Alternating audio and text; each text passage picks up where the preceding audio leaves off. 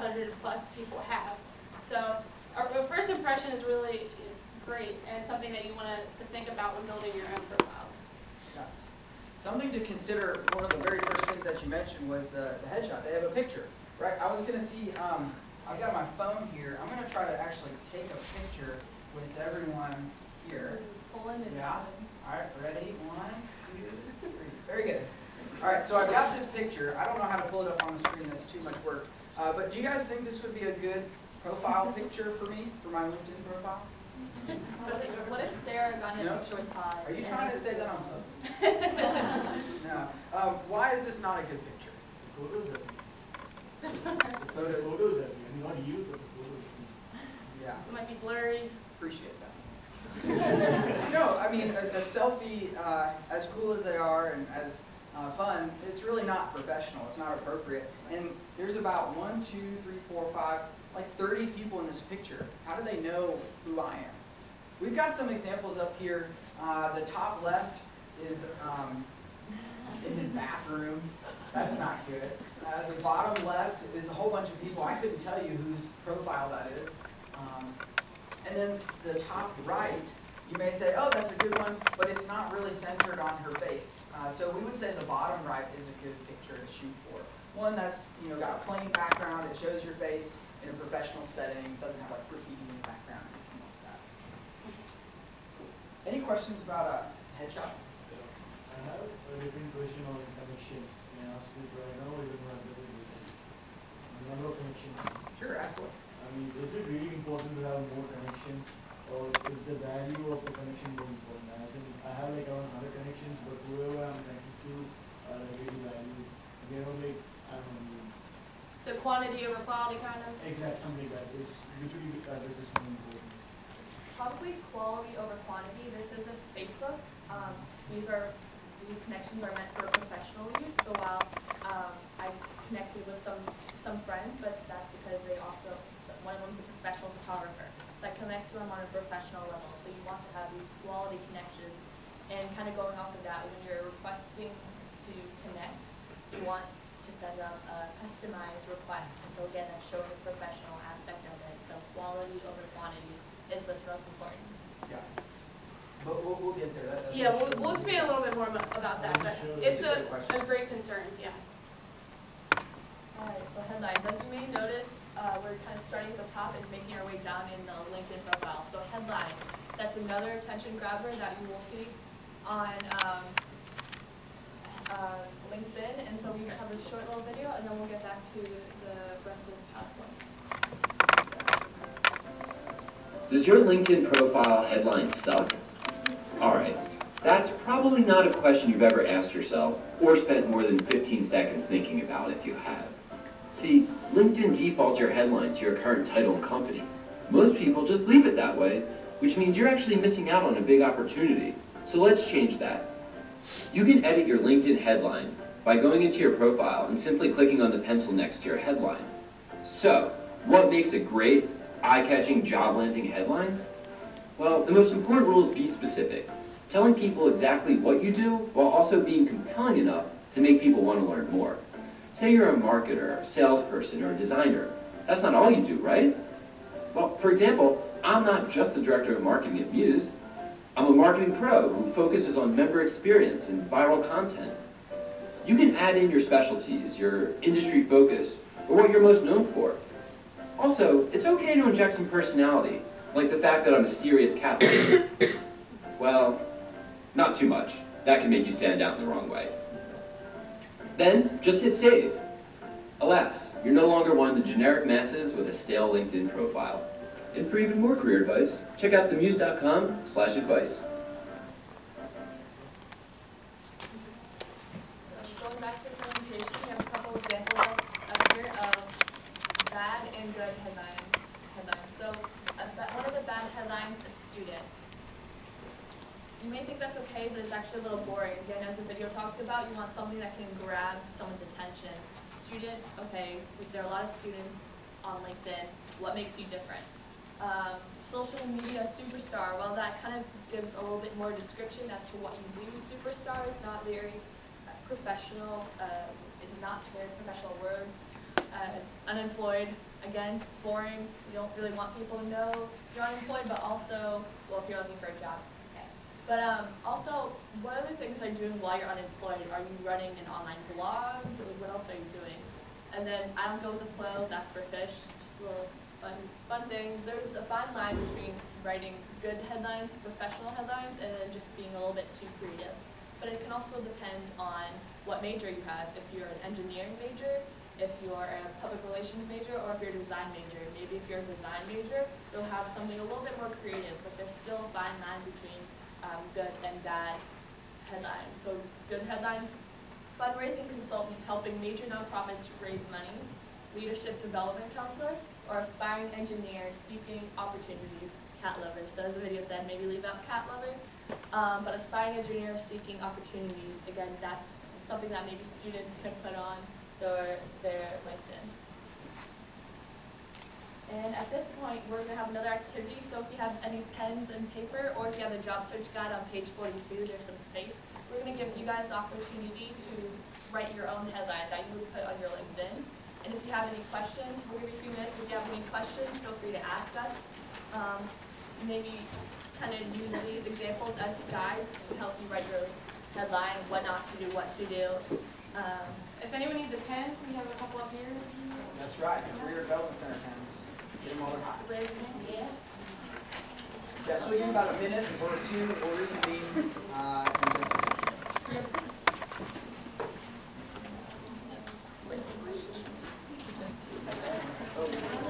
I think they want it. Okay. That's pretty Okay. I see you. I see you. I got you, girl.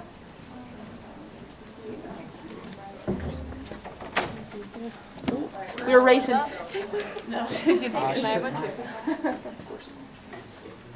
Oh, I thought you needed a pen. I'm sorry. All right, now you got a big pen. Unless someone else around you needs a pen. There you go. All right.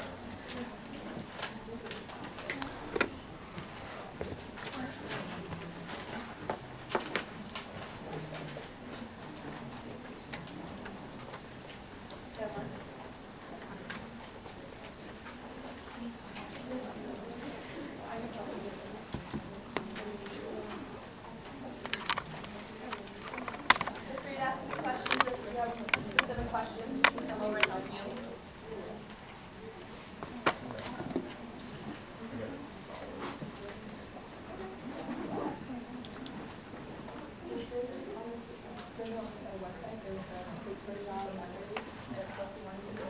We'll give you like 30 more seconds, and then if you think yours is really good and want to share it, we'd love to hear it. We still have some extra candy left over. You know what? We've actually got these nifty sunglasses too. I think we're going to give away a couple sunglasses for those if you want to share their headlines. Yeah. These have UV eye protection. It doesn't just happen. They're big money right here. Can you sell those? Or like throw them over? Can you sell them? I'm just kidding. Yeah, I'm sure you could. They're right by. I don't mind even 50 cents for that.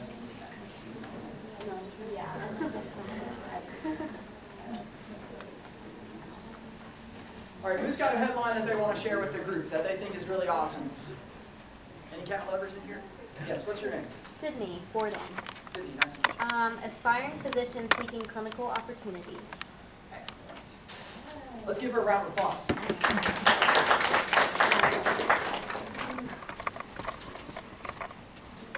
Anyone else? Cool. Greg, and I said, developing electrical engineer looking to make a sustainable impact.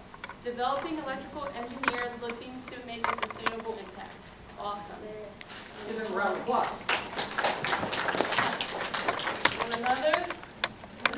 Someone from this hat over here somewhere? I feel like you guys should be teaching this launch. Any brave volunteers? Last one. All right, Matt. I'm Zach, and I did aspiring engineer with experience in Spanish and world travel. Aspiring engineer with experience in world travel. That's great. Give him a round of applause. You guys got that's good. You guys did that in like under a couple minutes. That's awesome. But yeah, it just shows that it goes beyond just student at North Carolina State University, which is what LinkedIn will default you to. I mean, we have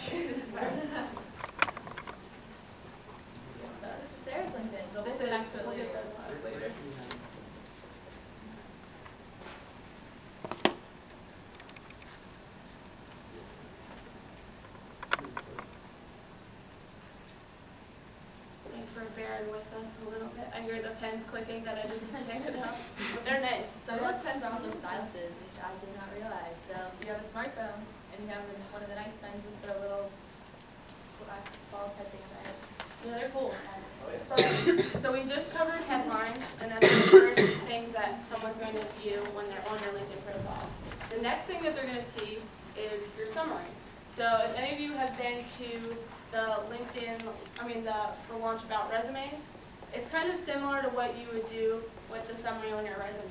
It's just your opportunity to tell someone a little bit about yourself and give a general overview about what you're doing and what you kind of want for your future and your career. So these are just a couple general examples. And what you would want to cover are kind of three major things. One is your technical strengths that are in your career field. So if you're an engineer, any kind of programming you use. If you are an English major, your editing skills. Second, maybe your natural strengths. Something like if you're empathetic, if you are a great planner. Public speaker. Public speaker, exactly. And then the third is kind of your transferable skills. So if you worked at a restaurant, or if you were a cashier at a store, or any kind of skills you learned from other areas of your life that could be kind of translated into your future career, you can kind of expound upon that a little bit in your summary as well.